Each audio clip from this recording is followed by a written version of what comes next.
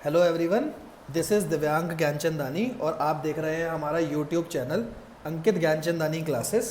तो आज की इस क्लास में ये क्लास हमारी पॉलिनोमियल की क्लास है।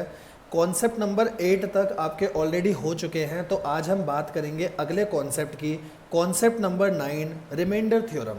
रिमाइंडर थ्योरम क्या होता है, लॉन्ग डिवीजन मेथड क्या होता है, इसके बारे में हम बात करते हुए चलेंगे। लॉन्ग डिवीजन मेथड अलग है, रिमाइंडर थ्योरम अलग है। बट अगर मैं दोनों मेथड से बच्चों रिमाइंडर निकालूंगा ना, तो रिमाइंडर मेरा सेम आएगा। बात लिखिए ना, रिमाइंडर सेम। अब वो कैसे आएगा, कैसे हम क्वेश्चन करेंगे, उसके बेसिस पर हम समझते हुए चलते हैं। ठीक है, तो सबसे पहले लॉन्ग डिवीजन मेथड के साथ लिखा है कि क्वेश्चन नंबर 9 करने से मुझे समझ आएगा। ठीक है जी, करके देखता हूँ अभी। और रिमाइंडर थ्योरम के साथ लिखा है क्वेश्चन नंबर 10। तो आइए बच्चों, सबसे पहले हम यही दो क्वेश्चन अपने करते हैं। तो क्वेश्चन नंबर 9 और 10 लिखा है ना, तो आ जाओ फटाफट 9th क्वेश्चन पे आ जाओ। अपना 9th क्वेश्चन, जो भी 9th क्वेश्चन दे रखा है मैं आपको खुद से पूरा क्वेश्चन सॉल्व करवाऊंगा। ठीक है, तो 9th क्वेश्चन क्या दे रखा है अपने को। 9th क्वेश्चन है divide the polynomial bye x-1। इसी क्वेश्चन को मैं लॉन्ग डिवीजन मेथड से भी करूंगा, इसी क्वेश्चन को मैं रिमाइंडर मेथड से भी करूंगा, रिमाइंडर थ्योरम से भी। और अगर आप देखोगे ना, तो रिमाइंडर दोनों से सेम आ रहा है। चॉइस आपकी है, आपको कैसे करना है। एग्जाम में दो चीज़ें हो सकती है, या तो क्वेश्चन में लिखा आ जाए लॉन्ग डिवीजन मेथड से करो, या तो क्वेश्चन में आ जाए रिमाइंडर थ्योरम से करो। बट जनरली ऐसा देखा गया है कि क्वेश्चन में लिखा हुआ नहीं आता, तो आपके ऊपर चॉइस होती है। मैं आपको रिकमेंड हमेशा करूंगा रिमाइंडर थ्योरम करना, क्योंकि वहाँ टाइम कम लगेगा, आंसर फटाफट आएगा। तो करके देखते हैं अपन। क्वेश्चन क्या है आपका, 3x⁴ माइनस 4x³। पहले मैं क्वेश्चन लिख रहा हूँ, 3x⁴ माइनस 4x³। आगे दे रखा है -3x - 1। मैंने लिख लिया, डिवाइड रखा, और डिवाइड के साथ आगे दे रखा है मेरे को x - 1। बताओ जी, कोई भी दिक्कत? अभी सिर्फ मैंने क्वेश्चन लिखा है, अभी क्या दिक्कत होगी। तो अब हम सॉल्व करते हैं। क्वेश्चन नंबर 9 है ये। बेटा लॉन्ग डिवीजन में ना x के साथ जो भी नंबर है, फॉर एग्जाम्पल यहाँ x² है, x³ है, उसके साथ अभी आगे का जो भी चल रहा है उसको छोड़ दो, बस इस पर फोकस करा करो, इस पे, x पे। मुझे ये बताओ, मैं x को किससे मल्टीप्लाई करूं कि मेरा आंसर 3x⁴ आ जाए। मुझे ये बताओ, मैं x को किससे मल्टीप्लाई करूं कि मेरा आंसर 3x⁴ आ जाए, है ना। तो मेरे को यहाँ नंबर लेना पड़ेगा, एक तो 3, क्योंकि मेरे पास 3 नहीं है। और अगर मेरे पास एक x है तो मेरे को यहाँ x⁴ और लेना पड़ेगा, क्योंकि इन दोनों को मल्टीप्लाई करने पे बेस सेम पावर ऐड हो जाएगी। 3 और 1 4 हो जाएगा, और 3 मेरा है। तो मेरे को x को किससे मल्टीप्लाई करना पड़ेगा, 3x³ से, अगर मेरे को 3x⁴ बनाना है तो, है ना। तो सबसे पहले मैंने यहाँ लिखा 3x³। अब x को इससे मल्टीप्लाई करो, क्या आएगा, एक तो 3 आएगा, और x इंटू x⁴ क्या हो जाएगा, x⁴। ठीक है। अब ऐसे ही -1 को इससे मल्टीप्लाई करो।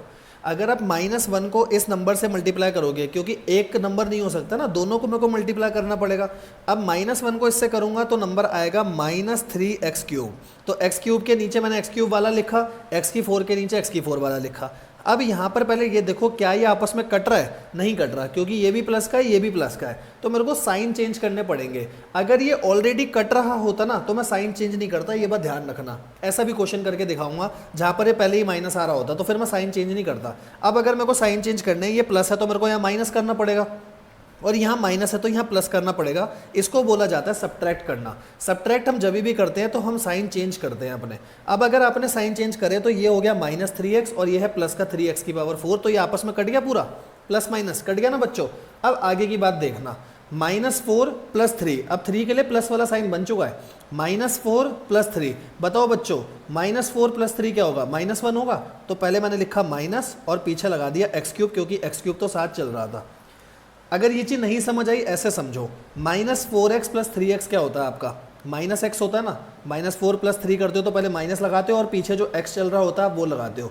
तो -4 + 3 करने पे माइनस तो आएगा, -1, और x³ साथ चल रहा है, कोई प्रॉब्लम नहीं। अब पीछे का जो भी नंबर है वो एज इट इज़ मैंने उतार दिया। बताओ जी, कोई दिक्कत?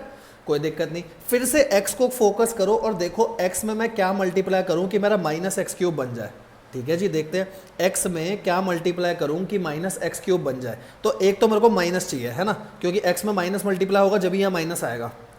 ठीक है, और यहाँ चाहिए मेरे को x²। मैंने x² क्यों लिया, ऐसे समझो, x में क्या मल्टीप्लाई करूं कि -x³ बन जाए। एक तो माइनस, और एक x है, मुझे चाहिए x⁴, तो यहाँ x⁴ लिखूंगा ना, बेस सेम पावर ऐड करने पर 3 हो जाए, तो ये बन गई -x³। समझ आया। तो अब मैंने ये लिखा, x को -x² से मल्टीप्लाई करने पे बनेगा मेरा -x³। कोई दिक्कत नहीं। लेकिन खाली x तो मल्टीप्लाई नहीं होगा, -1 भी इससे मल्टीप्लाई होगा। जब -1 माइनस एक्स स्क्वायर से मल्टीप्लाई हुआ तो माइनस माइनस बना मेरा प्लस, ठीक है। और इस नंबर को मैं पीछे लिख रहा हूँ क्योंकि ये आ रहा है प्लस एक्स स्क्वायर, ठीक है। बच्चा बोलेगा भाई पीछे क्यों लिखा? वो मैंने इसीलिए पीछे लिखा क्योंकि ये प्लस का एक्स स्क्वायर है और एक्स स्क्वायर की टर्म ऊपर कहीं भी नहीं है। ऊपर तो एक्स स्क्वायर की टर्म कहीं नहीं है ना कि मैं उसके नीचे लिख दूँ, तो मैंने उसको अलग से लिख दिया। कोई दिक्कत नहीं है ना। अगर ऊपर होता, जैसे यहाँ ऊपर था तो मैंने उसके नीचे लिखा, अगर ऊपर टर्म नहीं है तो उसको अलग से लिख दो, कोई प्रॉब्लम नहीं। अच्छा अब बताओ क्या ये आपस में कट रहे हैं? नहीं कट रहे क्योंकि अभी भी साइन सेम है, ये भी माइनस है ये भी माइनस है। कटता जब है जब अपोजिट साइन हो, एक माइनस हो एक प्लस हो, तो मैं इसके साइन दोबारा से चेंज करूंगा। तो अगर मैंने इसका साइन प्लस करा तो मेरे को इसका भी साइन चेंज करना पड़ेगा। नीचे वाली लाइन में जितने हैं साइन चेंज होगा तो सबका होगा, साइन चेंज नहीं होगा तो किसी का भी नहीं होगा। ऐसा भेदभाव आप नहीं कर सकते कि आप एक का कर रहे हो और एक का साइन चेंज नहीं कर रहे, ऐसा नहीं कर सकते, ठीक है जी। तो ये था -x³, ये है +x³। क्या ये आपस में पूरा कट जाएगा? अब कट जाएगा, -x³ से +x³ कट जाएगा ना। अच्छा -3x नीचे उतार के लिख दूँ, नीचे उतार के लिख दिया। -1 नीचे उतार के लिख दूँ, लिख दिया। और ये मेरा क्या बनेगा? ये बनेगा माइनस का x² क्योंकि अब इसका साइन चेंज हो चुका है, -x² बन चुका है। तो मेरा सॉल्व होकर अब आ गया ये वाला पार्ट, है ना। तो हमेशा मुझे ये देखना होता है जब भी मैं टारगेट रखता हूं तो सबसे बड़ी टर्म को रखता हूं। अब इसमें मेरी सबसे बड़ी टर्म क्या है आप बताओ? 3x सबसे बड़ी टर्म है या x² सबसे बड़ी टर्म है? तो x² सबसे बड़ी टर्म है ना। तो मेरे को अभी मेन टारगेट इस पे लेके चलना है। जैसे देखो यहाँ सबसे बड़ी टर्म थी x⁴, यहाँ सबसे बड़ी टर्म थी x³, अब सबसे बड़ी टर्म है x²। तो बताओ मैं x को किससे मल्टीप्लाई करूँ कि मेरा माइनस का x² आ जाए? x को किससे मल्टीप्लाई करूँ कि माइनस का x² आ जाए? तो एक तो माइनस और एक x, क्योंकि x और x मिलकर x² बन जाएगा, है ना। तो मैंने अगला लिखा -x, x को -x से मल्टीप्लाई करूंगा तो -x² बनेगा, और -1 को -x से करूंगा तो प्लस का x बनेगा। उस प्लस x को मैं इसके नीचे लिख सकता हूँ। क्यों इसके नीचे लिखूंगा? क्योंकि ऊपर x है, कोई दिक्कत नहीं। फिर से साइन सेम, साइन अगर मेरे सेम है तो कट सकता है? नहीं कट सकता, फिर साइन चेंज करना पड़ेगा। इसका साइन प्लस हुआ, इसका साइन माइनस हुआ। अब अगर इसका साइन प्लस हो गया तो +x² से -x² कट जाएगा? हाँ जी कट जाएगा। अब इधर देखो -3x -x, दोबारा देखो -3x -x, क्या होगा भाई? -3x -x, माइनस माइनस होता है प्लस, माइनस का 4x हो जाएगा ये, क्योंकि साइन तो माइनस का आएगा और ऐड हो जाएगा। ये आ गया मेरा माइनस का 4x और एक चल रहा है मेरा -1। यहाँ तक कोई भी प्रॉब्लम बच्चों? कोई भी प्रॉब्लम हो तो बताना, ठीक है जी। अब इसके आगे चलते हैं हम। इस x से बताओ 4x कैसे बनेगा? जब मैं आगे -4 लिखूंगा, क्योंकि x इंटू -4, x इंटू -4 से -4x बन जाएगा। हाँ जी बन जाएगा। x को मल्टीप्लाई करा -4 से तो -4x बना। फिर -1 को भी तो मल्टीप्लाई करना पड़ेगा ना, भेदभाव नहीं चलेगा, सबको करना है। -1 इंटू -4 क्या आएगा? प्लस का 4। कोई दिक्कत नहीं जी। अब फिर से साइन चेंज करने पड़ेंगे क्योंकि कटेगा नहीं, तो ये प्लस हुआ, ये माइनस, ये कट गया मेरा। अब क्या बच रहा है यहाँ? -1 -4। बताओ बच्चों -1 -4 कितना होता है? ये होता है -5। तो ये मेरा रिमाइंडर आ गया। अब इसके आगे सॉल्व क्यों नहीं हो सकता? क्योंकि यहाँ x है। अगर मैं x को किसी से भी मल्टीप्लाई करूंगा तो x आएगा। ये मेरा कांस्टेंट टर्म्स में आ चुका है, तो मेरा ये क्वेश्चन यहाँ सॉल्व हो गया कि जब मैं इसको इससे डिवाइड करूंगा तो मेरा रिमाइंडर निकल कर आएगा -5। कोई भी दिक्कत है तो बताओ। अगर आपको वीडियो देखते हुए कोई भी दिक्कत आ रही है तो ये वीडियो YouTube पे डल रही है, तो आप कमेंट सेक्शन में जाकर मुझे अपने डाउट बता सकते हो। अगर आपको कमेंट सेक्शन में नहीं भी बताने ना बच्चों, तो ये मेरा पर्सनल नंबर है, आप इस पर्सनल नंबर पर मुझे अपने डाउट भेज सकते हो। मैं डाउट को पूरा कोशिश करूँगा कि उसको सॉल्व कर सकूँ। ये आ गया मेरा, यहाँ तक कोई भी दिक्कत नहीं। अब हम आगे बढ़ते हैं। अगर ये क्वेश्चन मैंने लॉन्ग डिवीजन से करा तो मेरा आंसर आ रहा है -5, यहाँ तक कोई दिक्कत। अब इसी क्वेश्चन को मैं आपको रिमाइंडर थ्योरम से करके दिखाऊंगा। रिमाइंडर थ्योरम से आंसर देखना, फिर भी -5 आएगा।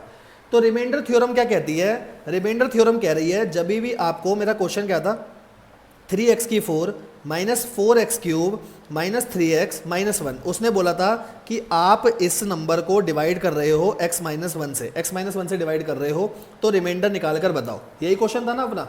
तो कभी भी ऐसा क्वेश्चन आ रहा है और आपको रिमाइंडर निकालना है तो आपके पास बच्चों दो तरीके हैं। या तो मैं लॉन्ग डिवीजन लगाऊं, लॉन्ग डिवीजन नहीं लगा रहा तो रिमाइंडर थ्योरम लगाऊं। रिमाइंडर थ्योरम क्या कहता है? जिससे डिवाइड करना है, मेरे शब्दों को पकड़ना, शब्दों को, जिससे डिवाइड करना है। डिवाइड किससे करना था? x -1। जिससे भी डिवाइड करना है उसको 0 के इक्वल रख दो। ठीक है। सबसे पहले जिससे डिवाइड करना है उसको 0 के इक्वल रख दो और यहाँ से x की वैल्यू बताओ क्या आएगी। क्या यहाँ से x की वैल्यू 1 आएगी? ठीक है। मैं स्टेप्स रिपीट कर रहा हूँ। रिमाइंडर थ्योरम को यूज़ करने के लिए क्या करना होता है, जिस भी नंबर को डिवाइड करना है उसको मत पकड़ो, पहले पकड़ो जिससे डिवाइड करना है। जिससे डिवाइड करना है उसको 0 के इक्वल रखो और वहाँ से x की वैल्यू निकाल दो। और यहाँ से जो x की ये वैल्यू आई है ना बेटा, ये इसमें डाल दो, ये x की वैल्यू इसमें डाल दो। आसान शब्दों में बोलूं, जिससे भी मेरे को डिवाइड करना है उसको पकड़ा, 0 के इक्वल रखा, वहाँ से x की वैल्यू निकाल कर मैंने क्वेश्चन में डाल दी। डालें, चेक कर दें। x की वैल्यू यहाँ डालो 3, इनटू में x की वैल्यू थी 1, ऊपर चल रहा है 4, -4, x की वैल्यू थी 1, ऊपर चल रहा है 3, -3, ठीक है, x की वैल्यू थी 1 और ऊपर चल रहा है -1, साथ में -1। सॉल्व करें इसको, देखो 3, 1 की पावर 4 क्या होगा, 1 होगा, -4, 1 की पावर 3 क्या होगा, 1 होगा, ये होगा -3 इंटू 1 -3 और -1। कोई दिक्कत? कोई दिक्कत नहीं। अब इसको सॉल्व करते हैं। 3 1 जा 3, -4 इंटू 1 -4, -3 -1, है ना। सॉल्व करो। 3 4 3 7 7 और 1 8, 3 -8 हो जाएगा क्योंकि माइनस में सारे ऐड हो जाते हैं, साइन माइनस का आता है। 3 -8 कितना होगा, -5। बताओ बच्चों रिमाइंडर क्या आया, रिमाइंडर -5। आपके क्वेश्चन में रिमाइंडर क्या आ रहा था, -5। क्या सेम आया, रिमाइंडर सेम आया ना, यहाँ पर भी -5, यहाँ पर भी -5। तो चॉइस आपकी रहती है, आपको रिमाइंडर थ्योरम से क्वेश्चन सॉल्व करना है ऐसे कर लो, लॉन्ग डिवीजन से करना है ऐसे कर लो। अब हर बच्चा बोलेगा लॉन्ग डिवीजन से क्यों करना, ये तरीका ज़्यादा आसान है, इस तरीके से करो, है ना। तो मैं आपको खुद कह रहा हूँ, रिकमेंडेड है यही तरीका लगा कर आओ, ये तरीका आसान है। बट अगर क्वेश्चन में बोल दे लॉन्ग डिवीजन से करने को, तो भाई फिर कुछ नहीं कर सकता मैं, फिर तो मेरे को लॉन्ग डिवीजन से करना पड़ेगा। ठीक है। रिमाइंडर थ्योरम के एक बार दोबारा से अगर स्टेप बताऊं तो जिससे डिवाइड करना है, ठीक है, मतलब जिस भी चीज़ से आपको डिवाइड करना है, जिसको हम डिवाइजर कहते हैं, उसको 0 के इक्वल रखो, वहां से x की वैल्यू निकालो और उसको कहाँ डाल दो, जिसको डिवाइड करना है, जिसको हम डिविडेंड कहते हैं, डिविडेंड में डाल दो, आपका रिमाइंडर निकल कर आ जाएगा। कॉन्सेप्ट क्लियर है, क्वेश्चन क्लियर है। एक क्वेश्चन में ऐसा ही लॉन्ग डिवीजन और रिमाइंडर से आपको करके दिखा रहा हूं ताकि आपको और अच्छे से समझ आए। और एक बार एक क्वेश्चन और हो गया, बाकी के क्वेश्चन हम खुद से फिर ट्राई कर सकते हैं। ठीक है, मतलब आप बच्चे खुद से ट्राई कर सकते हो। तो देखो बच्चों, मैंने ये वाला पार्ट कर लिया सारा, है ना। क्वेश्चन नंबर 9 लिखा था, क्वेश्चन नंबर 10 तो मैं आपको कह रहा हूँ आप खुद भी ट्राई करोगे ना, बड़े आसानी से हो जाएगा। रिमाइंडर थ्योरम का कोई बड़ी बात नहीं है, अभी आपके साथ डिस्कस भी करूँगा। ठीक है, तो अब आता है इसमें अगला पार्ट कि क्वेश्चंस कैसे कैसे आते हैं, टाइप ऑफ क्वेश्चंस कैसे कैसे होते हैं। तो सबसे पहला पार्ट आता है टाइप 1।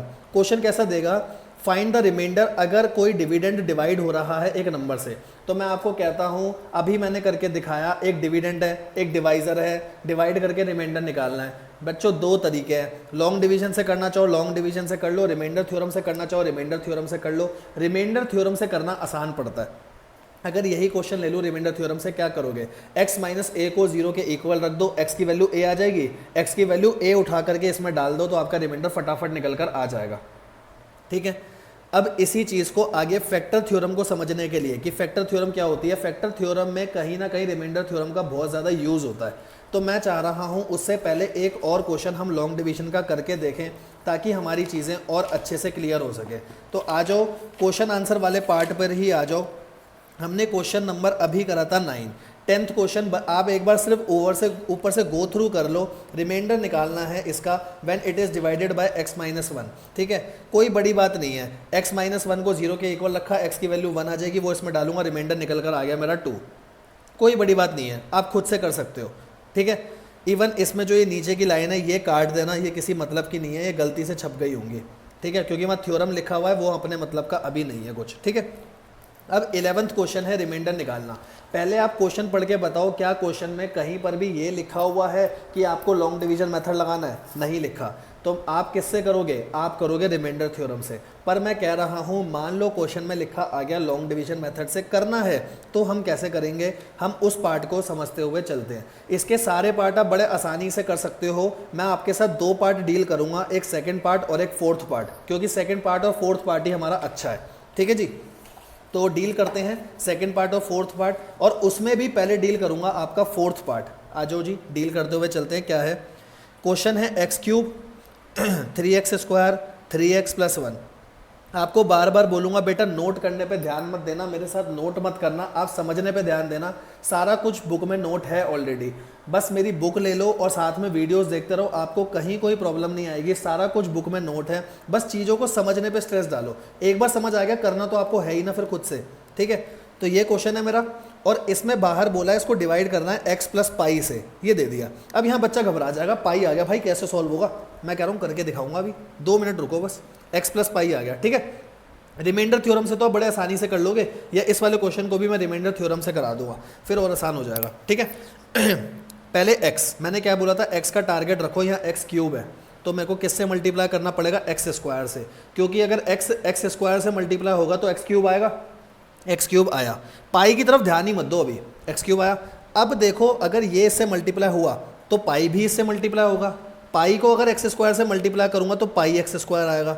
बच्चा क्या आएगा, पाई एक्स स्क्वायर तो आया, उसको यहाँ क्यों लिखा, मेरे भाई ऊपर भी तो एक्स स्क्वायर की टर्म चल रही है, यहाँ पाई चल रहा है, मैंने लिख दिया, कोई दिक्कत थोड़ी, क्योंकि यहाँ पर भी एक्स स्क्वायर है, बीच में साइन प्लस का क्योंकि प्लस चल रहा है, ठीक है जी। अब देखो क्या ये कट रहे हैं आपस में, नहीं कट रहे, तो मेरे को साइन चेंज करने पड़ेंगे। मैंने साइन चेंज करा, इसका साइन माइनस हुआ, इसका साइन माइनस हुआ, कोई प्रॉब्लम नहीं, ये कट गया।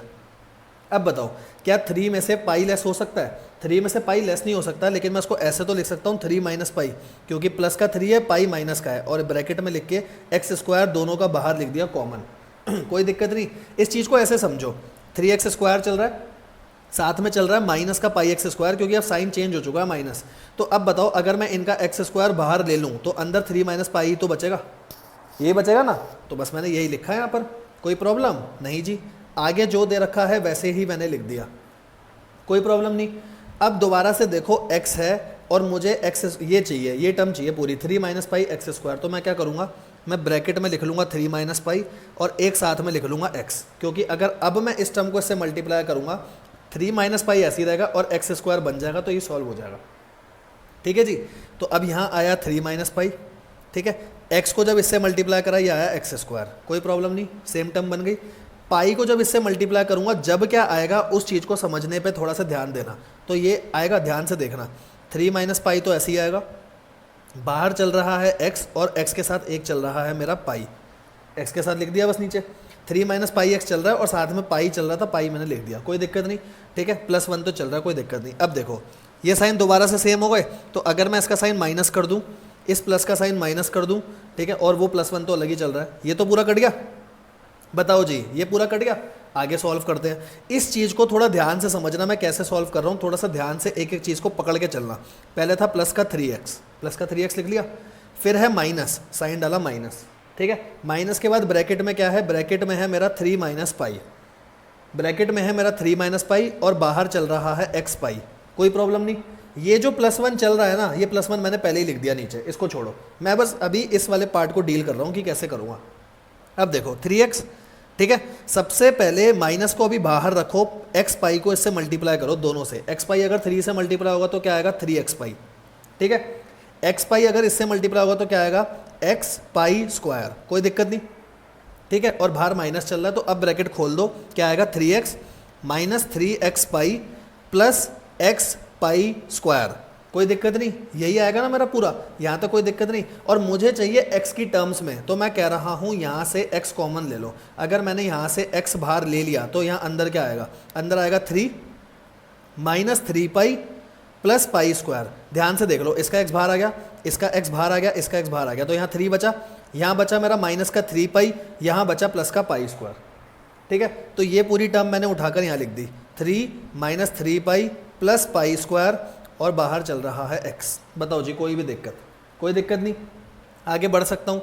अब x से मैं किसको मल्टीप्लाई करूँ कि मेरा ये आ जाए, तो मैं कह रहा हूँ ना x से इस ब्रैकेट को मल्टीप्लाई कर दो सीधा, यही ब्रैकेट ऊपर लिख देता हूँ, 3 minus 3 pi plus pi square, कोई दिक्कत नहीं। अब अगर ये इससे मल्टीप्लाई होगा तो क्या आएगा 3 minus 3 pi plus pi square और बाहर आ जाएगा x, ठीक है। एक तो ये आएगा, लेकिन साथ में मेरे को इसी टर्म को पाई से भी तो मल्टीप्लाई करना है, तो जब इसको पाई से मल्टीप्लाई करूंगा तो क्या आएगा 3 minus 3 pi plus pi square और बाहर एक पाई और आ जाएगा, है ना, कोई दिक्कत नहीं। साइन सेम नहीं है, ये माइनस ये कट गया पूरा का पूरा, ये कट गया। अब बस मेरा फाइनल क्या बचा रिमाइंडर वो बता दो, एक बचा 1 के बाद बचा माइनस के बाद बचा 3 minus 3 pi plus pi square और बाहर पाई, ये मेरा रिमाइंडर आ गया। इस रिमाइंडर को और सॉल्व करें, थोड़ा सा तो सॉल्व होगा, करके देखते हैं। 1 माइनस पाई को अंदर मल्टीप्लाई करो, 3 pi minus 3 pi square plus pi cube, यही आएगा ना। इसको और सॉल्व करते हैं, 1 माइनस को अंदर भेज दो, minus 3 pi plus 3 pi square minus pi cube, ठीक है। इससे ज़्यादा सॉल्व तो नहीं हो सकता, तो ये मेरा रिमाइंडर निकल कर आ गया। बताओ जी, कोई भी प्रॉब्लम? मैंने पाई वाला जान के आपको करके दिखाया क्योंकि पाई में गलती होती है। अब बच्चा बोलेगा ऐसे तो करके दिखा दिया, वैसे करके दिखाओ ना, जब माने रिमाइंडर थ्योरम से कि आंसर सेम आ रहा है नहीं। मैं कह रहा हूँ भाई रिमाइंडर थ्योरम से भी कर रहा हूँ, सबर रख। x प्लस पाई को 0 के इक्वल रखा, सबसे पहला स्टेप होता है रिमाइंडर थ्योरम में डिवाइजर को 0 के इक्वल रखना। x की वैल्यू क्या आएगी? x की वैल्यू आएगी माइनस पाई। x आ गया बच्चों मेरा माइनस पाई, इसको उठा के डिविडेंड में डाल दो। पहले डिविडेंड में नीचे लिख रहा हूँ क्या है, x cube 3x square plus 3x plus 1, ये मेरा चल रहा है। अब इसमें माइनस पाई डाल दो x की जगह, माइनस पाई क्यूब कर दिया, 3 माइनस पाई स्क्वायर कर दिया, 3 माइनस पाई और साथ में प्लस 1। बताओ जी कोई भी दिक्कत? मैंने x की जगह माइनस पाई लिख दिया। अब करके देखते हैं, माइनस पाई का क्यूब क्या आएगा? माइनस पाई क्यूब, यही आएगा। प्लस 3 माइनस पाई का स्क्वायर क्या आएगा? पाई स्क्वायर, यही आएगा। आगे 3 इंटू माइनस पाई क्या आएगा? माइनस का 3 पाई और प्लस 1, ये आएगा ना। अब इसको सॉल्व करो आगे, minus pi cube plus 3 pi square minus 3 pi plus 1, यही आएगा। बताओ बच्चों, क्या ये और जो हमने ये निकाला है ये दोनों सेम है या नहीं है? पूरे पूरे सेम है, चेक कर लेते हैं। 1 यहाँ पर पॉजिटिव है, यहाँ पर भी 1 पॉजिटिव है। माइनस 3 पाई है, यहाँ पर भी माइनस 3 पाई है। 3 पाई स्क्वायर है, 3 पाई स्क्वायर है। माइनस का पाई क्यूब है, माइनस का पाई क्यूब है, सेम आ रहा है। तो क्या अपना आंसर सही है? सही है। तो अब आपको लॉन्ग डिवीजन मेथड पूरा का पूरा समझ आ गया होगा। पाई वाला क्वेश्चन अच्छा था इसीलिए मैंने कराया, ठीक है। इसी के साथ एक पार्ट और अच्छा है, अगर गलती से वो पेपर में आ जाए लॉन्ग डिवीजन तो वो भी हम सीख लें।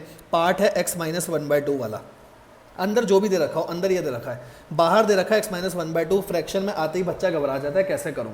तो मैं कह रहा हूं इसको करने का सबसे अच्छा तरीका पता है क्या है? इसको सॉल्व करने से पहले ना x माइनस 1/2 को इक्वल टू 0 रख दो। आप बोलोगे आप तो ये रिमाइंडर थ्योरम लगा रहे हो। भाई मैं रिमाइंडर थ्योरम नहीं लगा रहा, लॉन्ग डिवीजन से ही करके दिखाऊंगा, लेकिन एक थोड़ा सा आसान कर रहा हूँ तेरे लिए। कैसे करूँगा? x माइनस 1/2 को 0 रखा। बताओ अगर मैं LCM लूँगा तो LCM क्या आएगा? LCM 2 आएगा, ये 2x हो जाएगा मेरा, 2x माइनस 1 इक्वल टू 0, ठीक है। तो मैं इसको ऐसे लिख सकता हूँ 2x माइनस 1 इक्वल टू 0, क्योंकि 2 0 से 0, ये 2 0 में चला गया तो ये 0। अब एक बात बताओ, आपने अपने वाले डिवाइजर को किसके इक्वल रखा था? 0 के इक्वल, और 0 के इक्वल ही ये चीज़ आ रही है। तो क्या मैं इसकी जगह मतलब इसकी जगह ये यूज़ कर सकता हूँ? बिल्कुल कर सकता हूँ ना, क्योंकि मैंने इसको 0 के इक्वल रखा, सॉल्व करा, ये भी मेरा 0 के इक्वल आ रहा है। तो x माइनस 1/2 की जगह मैं 2x माइनस 1 रख सकता हूँ ना। तो बस अब आप अपने क्वेश्चन में 2x माइनस 1 करके डिवाइड करना, तो आपको आसान पड़ेगा, क्योंकि अब फ्रैक्शन वाली कोई चीज़ रही नहीं। तो कभी भी कोई चीज़ बच्चों फ्रैक्शन में आ रही है तो हम कैसे करेंगे? उसका LCM लेकर 0 में फेंक दो और फिर क्वेश्चन को करो, क्वेश्चन आसान हो जाएगा, ठीक है। और उसकी जगह अगर पाई आ रहा है तो पाई वाला भी मैंने आपको बता दिया। तो इसके साथ लॉन्ग डिवीजन के आपके सारे क्वेश्चन हो जाएंगे, रिमाइंडर थ्योरम के आपके सारे क्वेश्चन हो जाएंगे। क्वेश्चन में लिखा आ रहा है फाइंड रिमाइंडर, बट आगे नहीं कह रहा किससे करो। तो मैं कह रहा हूँ हमेशा रिमाइंडर थ्योरम से करना आसान है और जल्दी होगा, ठीक है जी। तो इसी के साथ आपका ये क्वेश्चन नंबर 11 के बाकी सारे पार्ट आपसे हो जाएंगे। अब एक बात आपको और बता दूं, पार्ट मैंने जो बुक में करे ना वो लॉन्ग डिवीजन मेथड से करे हैं। क्यों?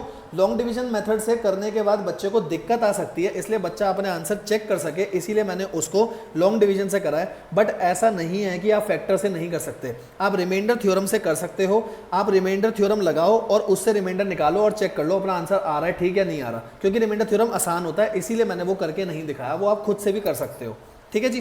तो अपन आगे बढ़ते हैं और इसकी कैटेगरी एनालिसिस आपको खुद से करनी है कि मैं इसको कौन सी कैटेगरी में डालते हुए चलूं। तो इसके आगे का पार्ट अब हम पढ़ते हैं, ठीक है। आगे का पार्ट है फैक्टर थ्योरम। फैक्टर थ्योरम क्या कहती है? इस चीज़ को समझने के लिए सीधा एग्जाम्पल पे आ जाओ। ये चीज़ जो लिखी हुई है थ्योरी, मैं कह रहा हूँ इसको चेक करने से अच्छा है सीधा फैक्टर पे आ जाओ। फैक्टर थ्योरम का कहना खाली ये होता है, हिंदी में पढ़ लो जो चीज़ आगे लिखी हुई है, कि मेरे को ये चेक करना है कि ये पर्टिकुलर चीज़ इसकी फैक्टर है या नहीं, ठीक है। फॉर एग्जाम्पल मैं आपको बोल रहा हूँ चेक करो क्या 2 जो है वो 10 का फैक्टर है या नहीं। तो हम चेक कैसे करते हैं? 2 को 10 से डिवाइड कर लो, अगर रिमाइंडर मेरा 0 आ रहा तो ये फैक्टर है, ठीक है। फैक्टर है मतलब उसको पूरा का पूरा काट रहा है, रिमाइंडर 0 आना चाहिए। फैक्टर का मतलब यही होता है, रिमाइंडर 0। पॉलिनोमियल में बहुत सारे ऐसे कॉन्सेप्ट हैं, 0 का बहुत ज़्यादा यूज़ है, ठीक है। तो क्वेश्चन कैसा आएगा, पेपर में क्वेश्चन आएगा कि चेक करो 7 + 3x इसका फैक्टर है या नहीं है, 7 + 3x इसका फैक्टर है या नहीं है। तो मेरे को क्या करना है, मुझे इसको इससे डिवाइड करके देखना है। अगर इसको इससे डिवाइड करने पर मेरा रिमाइंडर 0 आ गया तो ये इसका फैक्टर है, और रिमाइंडर 0 नहीं आया तो फैक्टर होगा, फिर फैक्टर नहीं होगा। और यही चीज़ देख लो मैंने नीचे लिख कर दे रखी है हिंदी में कि इन क्वेश्चन में जिसको चेक करना है, जिसको चेक करना मतलब इसको चेक करना था 7 + 3x को, इसको सबसे अच्छा तरीका होता है रिमाइंडर थ्योरम से सॉल्व करना। रिमाइंडर थ्योरम क्या कहती है, जो भी डिवाइजर है उसको 0 के इक्वल रख दो, और जो उसकी वैल्यू जो भी उसकी वैल्यू आ रही है उसको क्वेश्चन में डाल के चेक कर लो। अगर क्वेश्चन में डालने पर आपका रिमाइंडर 0 आ रहा है तो वो 0 होगा, रिमाइंडर 0 आ रहा है मतलब ये फैक्टर है, अदरवाइज ये फैक्टर नहीं है, ठीक है ना। तो उसी चीज़ को हम फैक्टर थ्योरम कहते हैं, और आपके लिए आसान भाषा में बोलूं तो बेटा वही आपकी रिमाइंडर थ्योरम है। क्वेश्चन करके दिखाता हूं, यही वाला क्वेश्चन करके दिखाता हूं। पहले ये आपका एनसीईआरटी का क्वेश्चन है, वो कह रहा है चेक करो 7 + 3x कि 7 + 3x इज फैक्टर ऑफ, क्या ये फैक्टर है किसका, 7 + 3x आपका फैक्टर है 3x³ + 7x, ये क्वेश्चन है, ठीक है। अभी लिखने पे ध्यान मत देना बेटा, आंसर सारे मिल जाएंगे, अभी लिखने पे ध्यान नहीं, सिर्फ समझने पे ध्यान देना। तो मैं इसको इससे डिवाइड करके देखूंगा, मेरा मतलब समझो मैं क्या कहना चाह रहा हूँ। मैं कह रहा हूँ क्या ये इसका फैक्टर है, तो मैं इसको इससे डिवाइड करके देखूंगा। अगर डिवाइड करने पर आंसर 0 आ गया, मतलब आंसर नहीं, डिवाइड करने पर मेरा रिमाइंडर 0 आ गया तो फैक्टर है, नहीं आया तो नहीं है, ठीक है। और डिवाइड करने के फैक्टर मतलब रिमाइंडर निकालने के 2 तरीके होते हैं।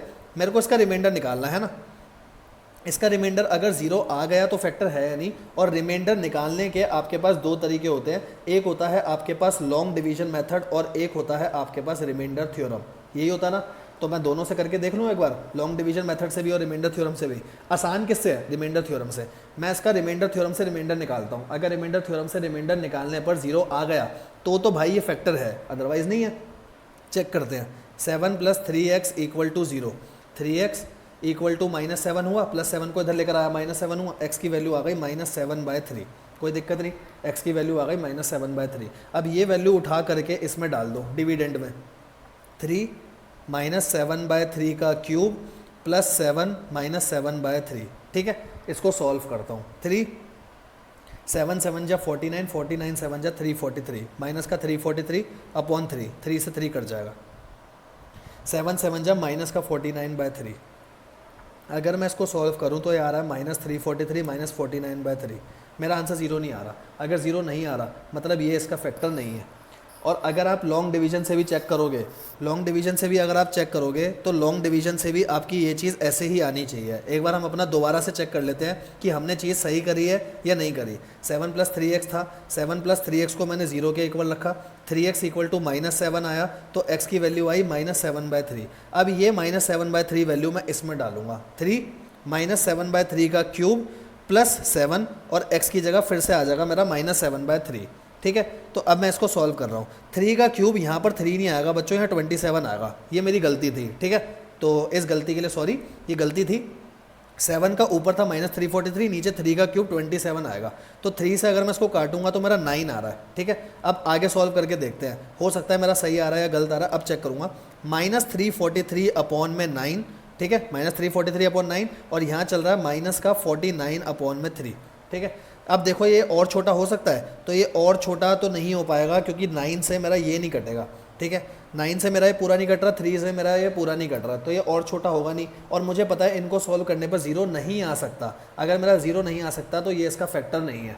मुझे एक बात पता चल गई, ये इसका फैक्टर नहीं। अगर रिमाइंडर मेरा 0 आ जाता तो हाँ ये फैक्टर होता, ठीक है जी। क्वेश्चन करके देखते हैं, इसके बेसिस पर लिखा है now after this try question number 11 से 14, 17, 20, कोई भी क्वेश्चन एक करके दिखाऊंगा, बाकी आपका होमवर्क रहेगा आज का। तो 11 से 14 और 17 और 20 ये क्वेश्चन हैं अपने इसमें। तो मैं कह रहा हूँ आपको फैक्टर थ्योरम का आप कोई भी क्वेश्चन मेरे से सॉल्व करवा लो। जैसे 17 क्वेश्चन अपन करके देखते हैं। 17 क्वेश्चन का पार्ट दे रखा है, क्या लिखा है ऊपर पढ़ो, use factor theorem to determine whether gx is a factor of px or not, कि ये इसका फैक्टर है या नहीं है। तो आइए करते हुए देखते हैं इसको, क्वेश्चन नंबर 17 को। क्या क्वेश्चन है, x-3, ठीक है। उसने बोला बताओ क्या x-3 इसका x³ -4x² + x + 6 इसका फैक्टर है या नहीं, ठीक है। रिमाइंडर थ्योरम से चेक करते हैं, जल्दी आएगा समझ में। रिमाइंडर थ्योरम से रिमाइंडर निकाल के देख लो, अगर रिमाइंडर 0 आ रहा होगा तो फैक्टर है। फैक्टर का मतलब होता है कंप्लीटली डिवाइड कर दे, रिमाइंडर 0 आ जाए तो x माइनस थ्री को इक्वल टू 0 रखा, x की वैल्यू आई 3। लॉन्ग डिवीजन मत लगाना, लॉन्ग डिवीजन में टाइम ज़्यादा लगता है ना, ऐसा नहीं लगा नहीं सकते, लगाओगे आंसर आएगा, लेकिन इससे करो ना x इक्वल टू 3। अब इसमें डालकर देखता हूँ, 3 का क्यूब माइनस 4, 3 का स्क्वायर प्लस 3 प्लस 6, कोई दिक्कत नहीं, सॉल्व करते हैं, ठीक है ना। प्लस 3 प्लस 6 सब ठीक लिखा है मैंने। 3 3 जा 9, 3 जा 27 माइनस 4, 3 3 जा 9 प्लस 3 प्लस 6, कोई दिक्कत नहीं। 27 माइनस 36 प्लस 3 प्लस 6। अब बताओ 27 3 30 30 और 6 36, 36 माइनस 36 जीरो आ रहा है, आ रहा है। अगर जीरो आ रहा है तो मैं बोल सकता हूँ ये इसका फैक्टर है, बोल सकता हूँ बिल्कुल। अब आ जाओ आंसर चेक कर लेते हैं। हमने चेक करा ये जीरो आ रहा है, तो मतलब x माइनस 3 फैक्टर है गिवन पॉलिनोमियल का। मेरे हिसाब से आज का जो मैं टॉपिक आपको समझाने वाला था वो टॉपिक आपको समझ आ गया होगा, ठीक है। फिर भी कोई प्रॉब्लम है, मैंने आपको अपना नंबर दिया, उस पर बता दो, वीडियो पे कमेंट करके बता दो अगर आपको कोई भी प्रॉब्लम आ रही है तो। बस अब इसके साथ मैं फटाफट आपके साथ सारे क्वेश्चन डील कर लेता हूँ जो क्वेश्चन आपको घर में सॉल्व करने हैं, ठीक है, ताकि कोई भी प्रॉब्लम ना रहे। आज मैंने यहाँ से उठाया था क्वेश्चन नंबर 9, मैंने आपको करा दिया क्वेश्चन नंबर 10। आ जाओ जी पहले फटाफट क्वेश्चन नंबर 10 देखते हैं क्या है। Find the remainder when it is divided by this. क्या आप रिमाइंडर थ्योरम लगा करके इसका रिमाइंडर निकाल सकते हो? कुछ भी नहीं है, आराम से हो जाएगा। आगे आ जाओ, 9 के बाद 10 हमने कर लिया, तो 10 के बाद अपना अगला आता है। 10 के बाद आगे देखो, मुझे कर रहे थे 11 से 14, 17 और 20। मैं सारे क्वेश्चन लिख रहा हूँ, आपको अभी एक बार रिवाइज करा देता हूँ। 11 से 14, 17 और 20, ठीक है जी। आ जाओ पीछे आ जाओ एनसीईआरटी के क्वेश्चन पे। 11 से 14, 17 और 20। सबसे पहले 11वां क्वेश्चन, उसने बोला रिमाइंडर निकालो जब ये डिवाइड हो रहा है, अलग अलग केस दे रखे हैं। ये वाला मैंने आपको बता दिया करके, सॉल्व करके, ये वाला बता दिया। इसके अलावा बाकी के तीनों पार्ट बड़े आसान हैं। मैं नहीं कह रहा कि लॉन्ग डिवीजन से करो, लॉन्ग डिवीजन का आंसर दे रखा है, अगर आप करते हो तो आप उसको चेक कर सकते हो, बट प्रेफरेबल कौन सा है, किससे करना है? रिमाइंडर थ्योरम से, क्योंकि वहां से रिमाइंडर आसानी से निकलेगा, ठीक है। 11वां हो गया। आ जाओ जी आगे 12th क्वेश्चन पे। तो इसके बाद आगे आपका आता है 12th क्वेश्चन, ठीक है जी। 12th क्वेश्चन में क्या लिखा है? Determine which of the following polynomial has x plus 1 a factor. x plus 1 factor check करना है, कैसे करूँगा? x प्लस 1 को रखा 0 के इक्वल, x की वैल्यू आ गई -1, और x की वैल्यू -1 इसमें डालकर देख लो, x की वैल्यू -1 इसमें डालकर देख लो। बस डाल के देखनी है आपको, जहाँ पर रिमाइंडर 0 आ जाएगा वहाँ फैक्टर होगा, जहाँ रिमाइंडर 0 नहीं आएगा वहाँ फैक्टर नहीं होगा। तो इसका एक काम करते हैं, इसका सेकंड वाला पार्ट करके देख लेते हैं हम, है ना, ताकि कोई भी दिक्कत ना रहे। तो इसका सेकंड वाला पार्ट करके देख लेते हैं। X cube minus x square minus 2 plus root 2x, ठीक है, और प्लस रूट 2 ये दे रखा है आपको, ठीक है ना। और चेक करने को बोला है, चेक करो क्या x प्लस 1 इसका फैक्टर है या नहीं है। x प्लस 1 को 0 के इक्वल रखा, x की वैल्यू आई -1, ठीक है जी। आ जाओ -1 इसमें डाल के देखते हैं। -1 का क्यूब माइनस -1 का square minus 2 plus root 2, x की वैल्यू -1 प्लस रूट 2, ठीक है जी। हर x की जगह -1 लिख लिया, सॉल्व करते हैं। -1 का क्यूब क्या आएगा? -1, आगे माइनस चल रहा है, -1 का square plus 1 minus 2 plus root 2 मेरा चल रहा है। ये -1 अगर इसको यहाँ ले आऊँ, पहले आगे ले आऊँ तो माइनस माइनस प्लस हो जाएगा ना, इसको इससे ले आया आगे, और ये चल रहा है प्लस का रूट 2, कोई दिक्कत? सॉल्व करो। -1 हो गया -2 plus 2 plus root 2 plus root 2, plus 2 से -2 गया तो मेरा प्लस रूट 2 कितना हो जाएगा? 2 रूट 2। इसको ऐसा समझा करो जैसे x और x मिलकर आपका 2x हो जाते हैं, है ना। तो रूट 2 और रूट 2 मिलकर हो जाएंगे 2 रूट 2, है ना। तो ये 2 रूट 2 आ रहा है, रिमाइंडर आ रहा है आपका 2 रूट 2। रिमाइंडर 0 आ रहा है? नहीं यार, रिमाइंडर तो 0 नहीं आ रहा, तो क्या ये फैक्टर होगा? नहीं, ये फैक्टर नहीं होगा। आ जाओ जी चेक कर लेते हैं। 2 रूट 2 है, फैक्टर नहीं है। कोई प्रॉब्लम? कोई भी प्रॉब्लम नहीं। आगे बढ़ते हैं 13 क्वेश्चन पे। यूज फैक्टर थ्योरम डिटरमाइन करने के लिए, अभी करके दिखाया 13 क्वेश्चन, कोई प्रॉब्लम नहीं। 14th क्वेश्चन, अच्छा 14 क्वेश्चन का एक पार्ट मैं आपको अभी अपने साथ ही कराना चाहता हूँ। Find value of k if x minus 1 is a factor. उसने खुद बोल दिया कि x माइनस 1 मेरा फैक्टर है। अगर वो खुद कह रहा है कि x माइनस 1 मेरा फैक्टर है तो रिमाइंडर क्या आना चाहिए? रिमाइंडर 0 आना चाहिए ना। अगर उसने खुद बोला है तो मैं रिमाइंडर को 0 रख के k की वैल्यू निकालूंगा, ठीक है। क्वेश्चन समझा देता हूँ।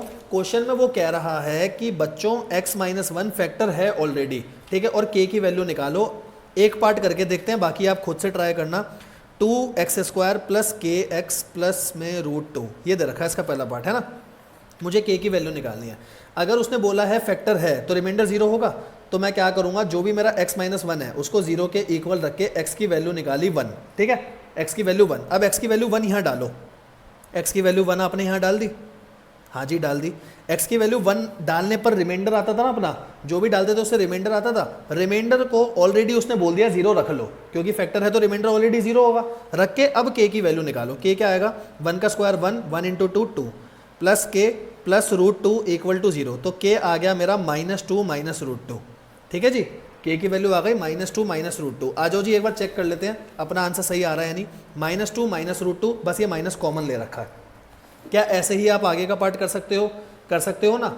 बस करना क्या है, x की वैल्यू 1 इसमें डालनी है और इसको 0 के इक्वल ऑलरेडी खुद से रखना है। क्यों 0 के इक्वल रखना है, क्योंकि रिमाइंडर 0 होगा जब भी फैक्टर है वो। ठीक है जी, 14 तक हो गए। 14 के बाद आपका अगला पार्ट क्या आ रहा था, तो 14 के बाद अपना अगला पार्ट था क्वेश्चन नंबर 17 और क्वेश्चन नंबर 20। तो आ जाओ पहले 20 क्वेश्चन देख लेते हैं क्या लिखा है। फैक्टराइज करना है इसको बाय यूजिंग फैक्टर थ्योरम। ठीक है, ये एक छोटा सा अच्छा क्वेश्चन है, तो मैं इसको आपके साथ खुद ही अगली क्लास में डील करूंगा। 20 क्वेश्चन अभी के लिए छोड़ देना, 20 क्वेश्चन मैं खुद चाह रहा हूं आपके साथ डील करना, इसलिए अभी रुक जाओ। ठीक है, और एक क्वेश्चन है 17। ठीक है, और कौन से बोले थे मैंने आपको, 14 के बाद मैंने आपको बोला था 17 और 20 है ना। तो 17 क्वेश्चन देख लेते हैं। Factor theorem to determine this, कि ये फैक्टर है नहीं, ये तो आप खुद से कर सकते हो। ये वाला क्वेश्चन आप 17 तो खुद से कर सकते हो। बस 20th क्वेश्चन अभी छोड़ देना, 20th क्वेश्चन हम अपनी अगली क्लास में लेंगे, और इतना पार्ट आपको करके रखना है। तो बस एक बार फटाफट अगर मैं आपको होमवर्क बता दूं कि आज का हमने बस एक ही कॉन्सेप्ट करा है, कॉन्सेप्ट नंबर 9 हमने अच्छे से करा है। तो कॉन्सेप्ट नंबर 9 पे आज का आपका होमवर्क है, उसके आने वाले क्वेश्चन, एक क्वेश्चन नंबर 9 और 10 थे। ठीक है ना, ये वाले 9 और 10 क्वेश्चन थे आपके। ठीक है, और इसके साथ आपको करने हैं क्वेश्चन 11 से 14, 17 से 20, 17 और 20, 17 से 20 नहीं है, 11 से 14 सारे हैं, 17 और 20 अभी छोड़ देना, 20 मैं अपनी क्लास में खुद डील करूंगा। इसके साथ कोई भी डाउट हो तो प्लीज़ आप मुझे बताना। ठीक है, मैंने आप अपना नंबर आपको दे ही दिया था, ये मेरा नंबर है, इस नंबर पे आप बता सकते हो अगर आपका कोई भी डाउट हो। ठीक है, तो आज की क्लास हम यहीं पर ऑफ करते हैं, और जैसा भी हो बताना, करके रखना, फिर हम आगे की चीज़ों को डील करते हुए चलेंगे। नेक्स्ट क्लास में मैं इसको मिड टर्म स्प्लिटिंग को सॉल्व करके बताऊंगा, पूरा मिडिल टर्म स्प्लिटिंग क्या होती है, इसके ऊपर एक अलग पूरी क्लास हम रखेंगे। ठीक है जी, चलो bye bye, thank you, take care.